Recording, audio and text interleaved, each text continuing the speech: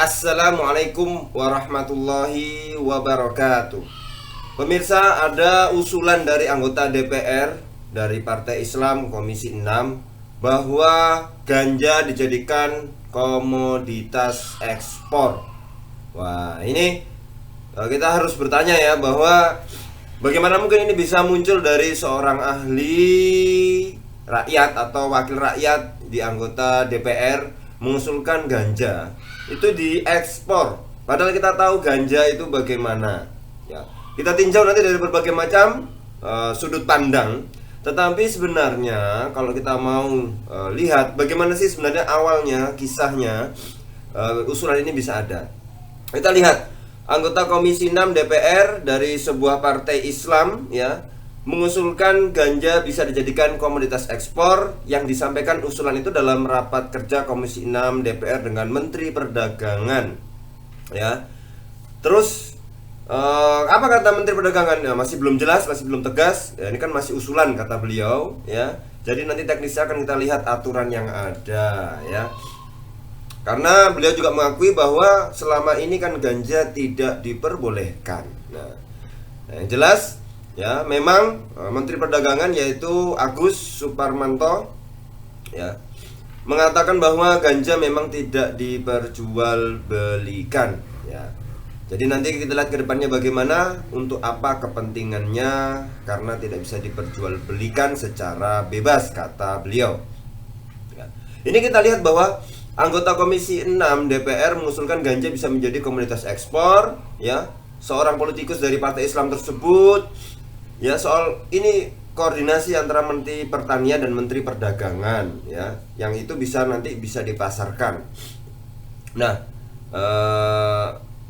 ini kata dia ini harus ditata kembali. Kementan dan Kemendak integrasikan secara konsep agar hasil pertanian itu harus ada jaminan bisa dipasarkan.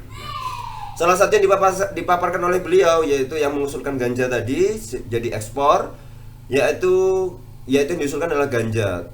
Tanaman ini menurutnya bisa digunakan sebagai obat ya. Terlebih lagi ganja bisa tumbuh mudah di Indonesia, terutama di daerah Aceh ya.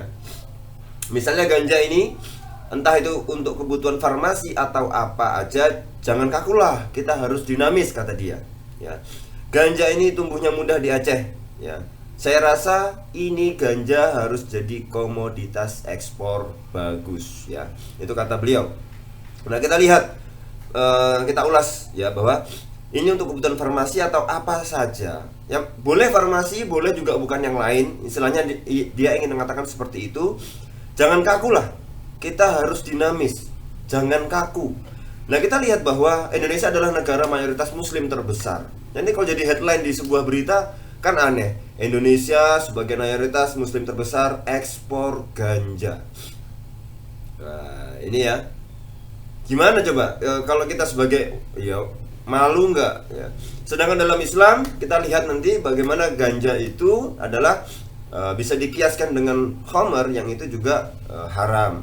Nah, bagaimana sesuatu yang haram secara agama, yang tidak boleh ya secara legal hukum, kemudian ada usulan untuk dijadikan komoditas ekspor dari Partai Islam lagi. Nah, ini tidak ya gimana ya, nanti misalnya headline di koran-koran negara ASEAN atau di koran-koran negara lain, Indonesia keterangannya ya negara penduduk muslim terbesar di dunia ya, ekspor ganja ke seluruh dunia. Wah, nah, ini gimana? Ekspor ganja, Pak. Ekspor ganja. Ya, udahlah, kalau ini kemudian kita lihat dari sisi legal ya, bahwa ini tidak ini melanggar hukum menjualbelikan ganja dan masuk zat narkotika. Ya, itu kalau urusan mendapatkan uang, kalau kita harus menghalalkan yang haram, yang nggak usah lah Pak, nggak usah usul lah Pak ya. Arek-arek ya iso kabeh ngono kuwi akeh ya. Kita lihat kasus-kasus ya nggak diusulkan aja itu banyak yang seperti itu, dan itu ya kita usahakan agar tidak terjadi di lingkungan, di masyarakat, di keluarga kita. Nah, ini kok malah diusulkan untuk jadi komoditas ekspor. Nanti harus dilihat juga apakah petaninya bagaimana, ditangkap atau tidak, lahannya diawasi atau tidak. Dan ini usulan yang kita lihat juga dalam sudut pandang agama, ini sesuatu yang haram. Nah, maka kita lihat dari Mausu'ah Fiqh Islami wal Qadiyah Mu'asyirah, kita lihat dari sudut pandang syariat ya, bahwa hasyish ya, kalau misal bahasa Arabnya ganja adalah hasyish, itu masuk ke, kalau kita lihat di sini adalah an yakuna mamlukan fi nafsihi. Jadi sesuatu yang dijual itu harus, kata Dr. Wahbah Zuhaili, mamlukan fi nafsihi. Jadi bisa dimiliki oleh seseorang ya. Bisa dimiliki barangnya itu ya. Jadi masuk mamluk. Jadi kalau kita lihat bahwa di sini ya, tidak yan akidu baima laisa mamlukin di ahadin minan nas ya. Tidak boleh menjual barang yang tidak bisa dimiliki oleh seseorang ya, karena itu harus ada otoritas tertentu yang memilikinya atau mengaturnya ya. Misalnya seperti air ya, air yang kemudian tidak bisa dimiliki, air laut itu tidak bisa dijual. Dan kemudian masuk contoh di sini adalah hasyish ini, selain ma'u ghairul muharras wal hatab wal hasyish ya, wasuyat alati fil barari wa turabi sahra'i wa ma'adiniha wa asyi'atu syamsi wal hawa wa luqatatil bahri wal hayawanatil barri fil barari. Jadi contoh-contoh bahwa sesuatu yang dijual yang tidak bisa dimiliki ya, itu tidak boleh dijual. Nah, misalnya di sini disebutkan ada air laut. Air laut kan tidak bisa dimiliki. Ini milik saya terus dijual. Tidak boleh. Ya, tidak boleh dijual. Kayu bakar yang itu bisa dimiliki secara umum ya. Hasyish yang kemudian tidak bisa dimiliki pribadi karena ini barang terlarang ya, harus ada gimana mau dimiliki, gimana mau dijual orang dimiliki, saya tidak bisa ya. Nah, bagaimana hasyish ini tidak bisa dimiliki ya, terus mau dijual ya. Dan macam-macam barang lainnya, misalnya buruan yang di atas daratan itu dijual semua, tidak bisa ya, tidak bisa. Nah, disinilah kita bisa melihat bahwa secara eksplisit ya, bahwa hasyish menurut Dr. Wahbah Zuhaili menurut adalah sesuatu barang yang tidak bisa dijual. Jadi jual belinya sudah jelas cacat nanti ya. Jual belinya di sini tulis cacat ya. Karena bagaimana barangnya, misalnya contoh syarat bahwa yang dijual itu harus berupa harta yang mutaqawiman ya.